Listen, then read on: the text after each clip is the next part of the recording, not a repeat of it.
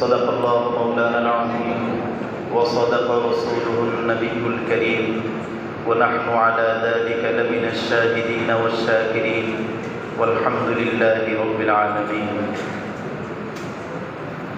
প্রিয় নবী সাল্লাল্লাহু আলাইহি ওয়াসাল্লামের প্রতি গভীর ইশক ও মহব্বত এবং ভালোবাসা নিয়ে এবং নবীজির সুরত, নবীজির সিরাত, নবীজির সুন্নাহ, নবীজির আদর্শ সমাজের সর্বক্ষেত্রে বাস্তবায়িত করার লক্ষ্যে জাতীয় সিরাত পাঠ প্রতিযোগিতা 2025-এর সর্বশেষ অধিবেশনে উপস্থিত সম্মানিত প্রতিযোগীবৃন্দ এবং অভিভাবকবৃন্দ এবং আমাদের অতিথিবৃন্দ, আল্লাহ রাব্বুল আলামিনের সীমাহীন মেহেরবানি, আল্লাহ রাব্বুল আলামিন আমাদেরকে আজকে অত্যন্ত সুন্দর চমৎকার একটি অনুষ্ঠানের শেষ পর্যন্ত থাকার তৌফিক দিয়েছেন, অনুষ্ঠানে অংশগ্রহণ করার তৌফিক দিয়েছেন এবং অনুষ্ঠানকে কেন্দ্র করে রাসূল সাল্লাল্লাহু আলাইহি ওয়াসাল্লামের সিরাত অধ্যয়ন করার তৌফিক দিয়েছেন।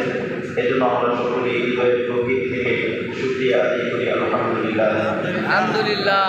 যুগে যুগে শতাব্দী কাল ধরে কত মানুষ কত কবিতা লিখেছে, কত গবেষণা করেছে, কত প্রতিযোগিতায় অংশ নিয়েছে, বিশ্বমঞ্চে কত প্রতিযোগিতার আয়োজন হয়েছে, জাতীয় এবং আন্তর্জাতিক মঞ্চে অসংখ্য আলোচনা, প্রতিযোগিতা এবং সম্মেলন হয়েছে, অসংখ্য মানুষ নোবেল জিতেছে, অসংখ্য মনীষীর জীবন পিএইচডি এবং গবেষণার বিষয়বস্তু হয়েছে।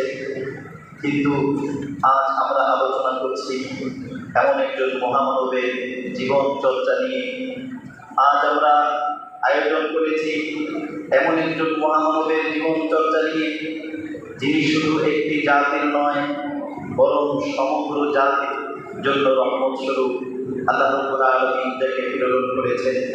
আল্লাহ রাব্বুল আলামিন যার ব্যাপারে বলেছেন, ওয়ামা আরসালনাকা ইল্লা রাহমাতাল লিল আলামিন, হে নবী আমি আপনাকে জগতের জন্য রহমত স্বরূপ পাঠিয়েছি। যিনি ইতিহাসের সীমা ছাড়িয়ে চিরন্তন আদর্শের পরিচয় দিয়েছেন, যার স্মরণে হৃদয় নরম হয়, যার পথে চললে জীবনের অন্ধকার আলোকিত হয়, যার জীবনের প্রতিটি মুহূর্ত, প্রতিটি বক্তব্য, প্রতিটি কর্ম অনুসরণীয়। কারণ তার ব্যাপারে আল্লাহ বলেছেন, ওয়ামা ইয়ানতিকু আনিল হাওয়া ইন হুয়া ইল্লা ওয়াহয়ুন ইউহা, আমার নবী মনের ইচ্ছা মতো কিছুই বলেন না, তিনি যা বলেন সব আসমানি ইশারায় বলেন। তিনি অনন্য, তিনি অতুলনীয়, তিনি আমাদের প্রিয়তম, আমাদের হৃদয়ের ধ্রুবতারা, মানবতার সর্বকালের সর্বশ্রেষ্ঠ আলোকবর্তিকা। তিনি হচ্ছেন মুহাম্মাদুর রাসূলুল্লাহ সাল্লাল্লাহু তাআলা আলাইহি ওয়াসাল্লাম। তিনি কেবল মুসলিম মনীষীদের কাছেই প্রশংসা কুড়িয়েছেন এমনটি নয়। আমরা দেখি হিংসা, বিদ্বেষ এবং চরম দুশ্মনী থাকা সত্ত্বেও কিছু অমুসলিম মনীষী তার প্রশংসায় কলম করেছে, তার প্রশংসায় কথা বলেছে এবং তার প্রশংসায় কবিতা লিখেছে, তার প্রশংসায় গ্রন্থ লিখেছে।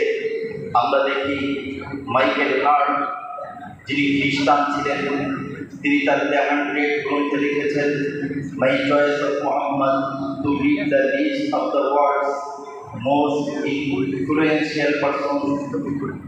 আমি মুহাম্মদ সাল্লাল্লাহু আলাইহি ওয়াসাল্লামকে জগতের বিখ্যাত ব্যক্তি যারা জগৎ পরিচালনা করেছে, আমি তাদের শীর্ষে রেখেছি, may surprise some readers and may be questioned by others. তিনি শেষে বলেছেন, অনেকে হয়তো, অনেক পাঠক আমাকে প্রশ্ন করতে পারে, অনেক ভক্ত অবাক হতে পারে, একজন খ্রিস্টান হওয়ার পরও আমি মহানবীকে, মুহাম্মদকে বিশ্ব পরিচালনার শীর্ষে আমি কেন রাখলাম? উনি উত্তর দিয়েছেন, but he was only the man in history who was supremely successful.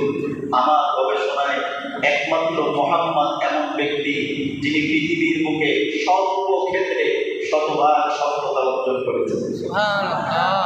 আমরা দেখি আরেকজন গবেষক যিনি বিংশ শতাব্দীর অন্যতম খ্রিস্টান দার্শনিক ছিলেন জর্জ বার্নার্ড শ।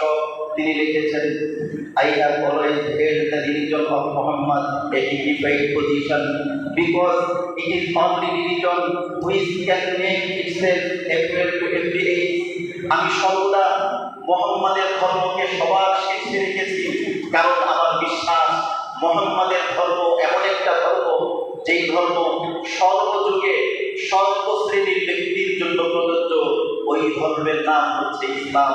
এজন্যই সৈয়দ সুলাইমান নদভী রহমাতুল্লাহ আলাইহি তিনি বলেছেন, আপনি যদি রাষ্ট্রনায়ক হন তাহলে মদিনার সফল রাষ্ট্রনায়ক মুহাম্মদ সাল্লাল্লাহু আলাইহি ওয়াসাল্লামের জীবনী আপনার জন্য আদর্শ।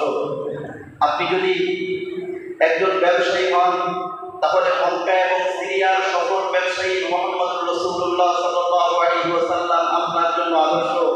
আপনি যদি রাখাল শ্রমিক হন তাহলে মক্কার গলিতে গলিতে ছাগল বিচরণকারী রাখাল মুহাম্মদ সাল্লাল্লাহু আলাইহি ওয়াসাল্লাম আপনার জন্য আদর্শ। আপনি যদি স্বামী হন তাহলে খাদিজা এবং আয়েশার অকৃত্রিম ভালোবাসার স্বামী মুহাম্মদ সাল্লাল্লাহু আলাইহি ওয়াসাল্লাম আপনার জন্য আদর্শ। আপনি যদি বাবা হন তাহলে ফাতেমার কলিজার টুকরা বাবা মুহাম্মদুর রাসূলুল্লাহ আপনার জন্য আদর্শ। আপনি যদি বিজয়ী হন তাহলে মক্কা বিজয়ী মুহাম্মদুর রাসূলুল্লাহ আপনার জন্য আদর্শ। আপনি যদি নির্যাতিত হন তাহলে তায়েফ ওহুদের ময়দানে ধৈর্যের পাহাড় নিয়ে উম্মার কল্যাণকামী মুহাম্মদুর রাসূলুল্লাহ সাল্লাল্লাহু আলাইহি ওয়াসাল্লাম আপনার জন্য আদর্শ। এজন্যই জনৈক কবি বলেছেন, মাই প্যারা নবী কো কিসসে তজবীদ, আমি আমার পরিজাত টুকরা নবী মুহাম্মদুর রাসূলুল্লাহ সাল্লাল্লাহু আলাইহি ওয়াসাল্লামকে কিসের সাথে তুলনা করব? मैं अगर उसको फूल से तशबीह दो तो फूल में कांट है। আমি যদি তাকে ফুলের সাথে তুলনা দেই এটা হবে না, কারণ ফুলের মধ্যে কাঁটা আছে। मैं उसे हवा से तशबीह दो तो तूफानों की शिद्दत है। আমি যদি তাকে বাতাসের সাথে তুলনা করি তাও তুলনা করা যাবে না, কারণ বাতাসের মধ্যে তছনছকারী প্রবল শক্তি আছে। मैं उसे आसमान से तशबीह दो तो बादलों की छाएं है। আমি যদি তাকে আকাশের সাথে তুলনা করি তাহলে আমি আকাশের সাথে তুলনা করতে পারি না, কারণ আকাশের কালো ঘন ঘটা মেঘ আছে। मैं उसे जमीन से तशबीह दो तो मैला कचरे हैं। আমি যদি তাকে মাটির সাথে তুলনা করি তুলনা করতে পারি না, কারণ মাটির মধ্যে নোংরা ময়লা আবর্জনা আছে। मैं अगर उसे समुद्र से तशबीह दो तो लहरों की तूफान है। আমি যদি তাকে সমুদ্রের সাথে তুলনা করি সেটাও হবে না, কারণ সমুদ্রের মাঝে ধ্বংসাত্মক প্রলয়ঙ্করী বিকট আওয়াজ এবং উত্তাল তরঙ্গ আছে। मैं उसे